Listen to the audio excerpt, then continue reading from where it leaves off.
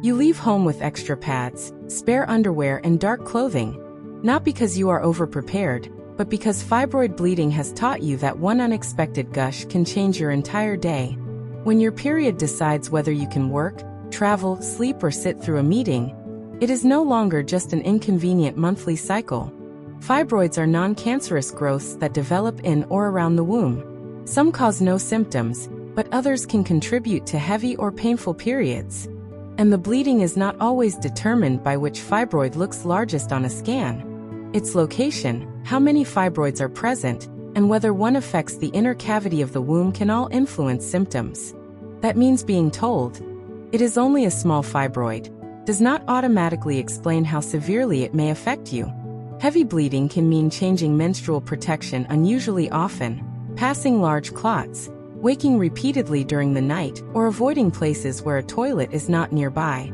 Some women begin canceling plans, missing work, or sleeping on towels because they are afraid of leaking.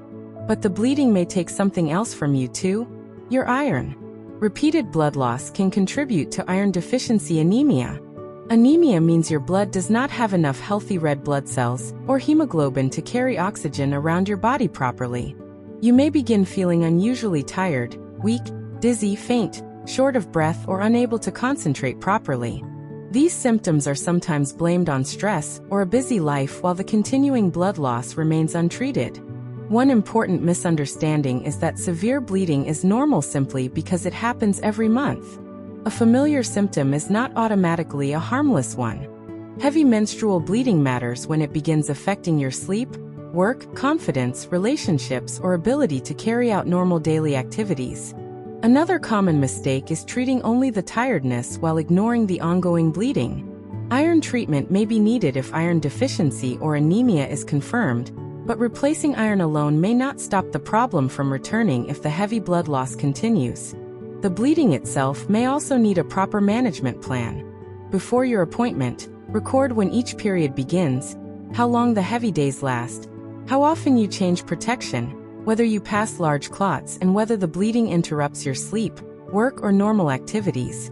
Also record symptoms such as dizziness, breathlessness, faintness, a rapid heartbeat, or severe fatigue. A clear pattern communicates much more than simply saying, "My periods are heavy." 3 useful questions to ask are: could I be anemic?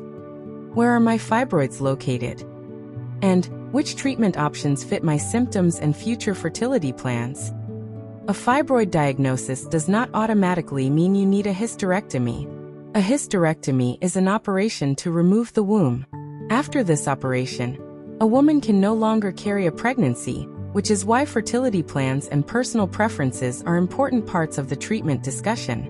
Depending on your symptoms, scan findings, medical history, and priorities, treatment may include medicines that reduce bleeding, hormonal treatments, procedures that reduce the blood supply feeding the fibroids, or surgery to remove the fibroids while leaving the womb in place. In some situations, a hysterectomy may be discussed, especially when symptoms are severe, other treatments have not worked, or the woman does not wish to preserve the womb. But it is not the only treatment, and it is not automatically the first option for every woman. Some treatments mainly control the bleeding, others aim to shrink or remove the fibroids. Each option can have different benefits, risks, recovery times, and effects on future fertility. That is why the most useful question is not, "What is the best fibroid treatment?" It is, "Which treatment best fits my symptoms, my health, and what I want for my future?" Seek urgent medical help if the bleeding becomes extremely heavy, you feel faint or collapse, or you develop severe weakness, chest pain, significant shortness of breath, or a very fast heartbeat. You should also seek urgent assessment if there is any possibility you may be pregnant. Do not drive yourself if you feel faint or severely unwell. Fibroid bleeding should not be allowed to quietly organize your entire life. The most useful next step is to document its real impact. Ask whether the blood loss has affected your iron or hemoglobin. Understand where the fibroids are located and discuss treatment based on your symptoms and priorities, not someone else's experience. What part of living with heavy periods do you think people around you understand the least? Follow Happiness Health Guide for clear, practical health information.